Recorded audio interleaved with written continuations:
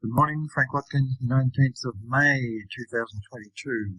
Howdy, Kylie. Good morning. It's okay, the All Ord's currently hovering around the 7,300 level.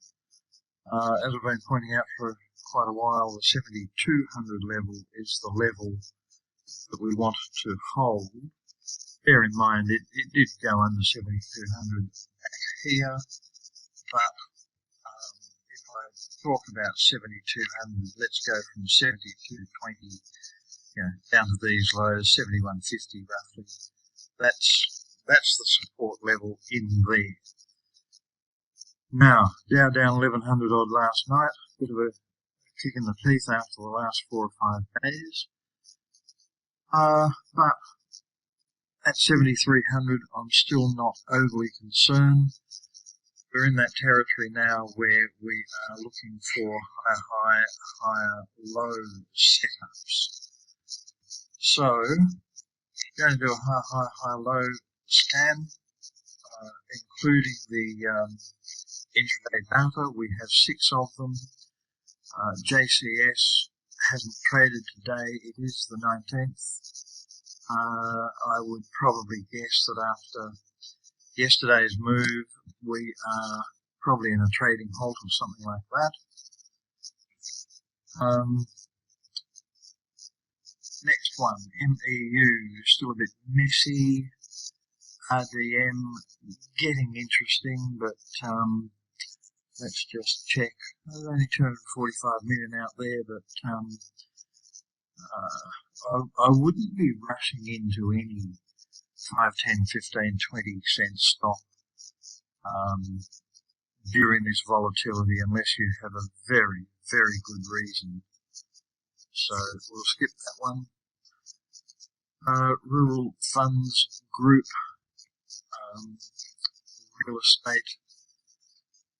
Do we have a divvy? 3.83, no franking. A year ago we were $2.40, we're now $3. That's probably not a bad return if that sort of trend continues, but I personally won't be rushing into that one.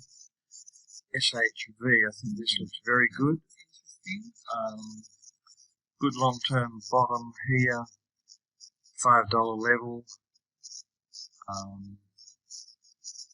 We break these highs at 660 odd. There's very little to stop it, maybe a touch of resistance at 7, but there's really nothing much to stop it. That's rock solid too. Yes, yep. And this is, let's say, in the same area as Costa. Select House, I'm pretty sure, is food of some sort. So there's one that's definitely interesting. And look, the whole point of this, and the whole point of pullbacks, you have to have them every now and again so that some fresh money can come into the market. So now is the time to do this higher low scan each day. Open a watch list called higher low. Put stocks like this into the watch list, and as they give you that entry on a break of the previous high, you really should have a very, very good look at them. Just for interest's sake, Kogan, if we go back on Kogan, which a lot of people will label as a piece of junk, go back weekly 2 years, and that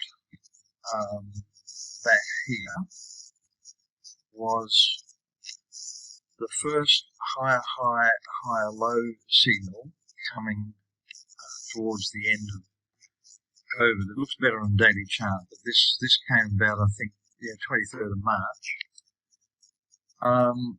and ran from $5 to $20 or $25. And just look at the run of green candles there. albeit on a weekly. So you really want to pack up your watch list at the moment with these potential higher highs, higher lows. And Kogan, yet again, is potentially shaping up to give another higher high, higher low. It'll have to close this gap. Would right now get up to this gap, back off for a higher high, then go through, and again, really preferably go through that $5 level. And yes, we're a long way away from it at the moment. I'm just trying to paint a picture. Comments on that one, Kylie? Bit messy, yeah. Okay. So okay, that's the end of that scan. That's the only scan I'm doing at the moment. The only other thing I want to mention is a big reminder for the workshop in KL in July. That is a definite.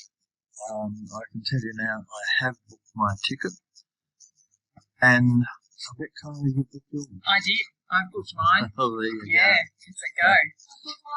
Oh, Joe's booked her. We're going. It's on. So, and I think one of the early bird finishes at the end of this month, so if you want to get in now, make the most of it. Let us know. Yeah, at least express your interest now, and we can give you more information either via email or pick up the phone and give us a ring. Yep. Okay, we'll leave it at that for the moment. Cheers.